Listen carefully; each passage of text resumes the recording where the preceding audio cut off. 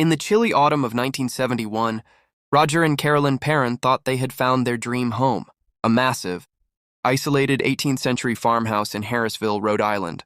They moved in with their 5 young daughters, looking for a peaceful country life. But the house had other plans. On the very first night, the family dog refused to step inside the front door, barking frantically at the empty air, before being found dead in the yard the next morning. By the second week, every clock in the house mysteriously stopped at exactly 3:07 a.m. Carolyn would wake up at that precise timestamp to a sickening, rotting smell filling the bedroom, accompanied by a freezing draft that whispered from the darkness beneath the floorboards. The terror quickly escalated from strange noises to physical malice. The daughters began playing a harmless game called Clap and Find, where one person was blindfolded and had to find the others by following the sound of 3 claps. One afternoon, while playing alone in the living room, the eldest daughter heard 3 distinct, heavy claps coming from inside a locked, dark wardrobe in the corner. When she opened it, the wardrobe was completely empty. That same night, Carolyn was awakened by a heavy thud in the hallway. As she walked downstairs with a candle, she heard the floorboards creaking behind her. She turned around, aiming her light into the empty stairwell, only to hear 2 chilling claps ring out, directly next to her ear, from the pitch blackness. Desperate for help, the parents contacted paranormal investigators Ed and Lorraine Warren.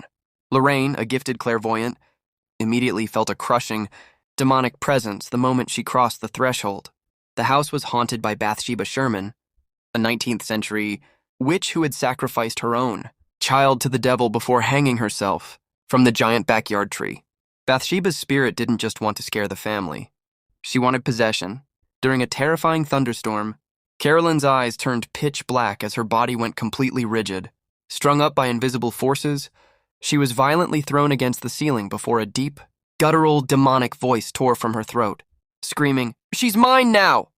The Warrens knew they didn't have time to wait for Vatican approval, so Ed frantically began performing an emergency exorcism right there in the cellar.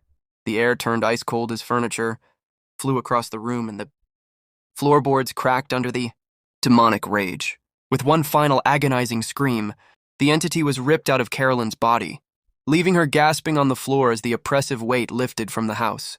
The Perrons packed their bags that very night, leaving the farmhouse behind forever. Today, the house still stands, and locals say that if you drive past it at exactly 3:07 a.m., you can still hear the faint, terrifying sound of 3 claps echoing from the dark trees.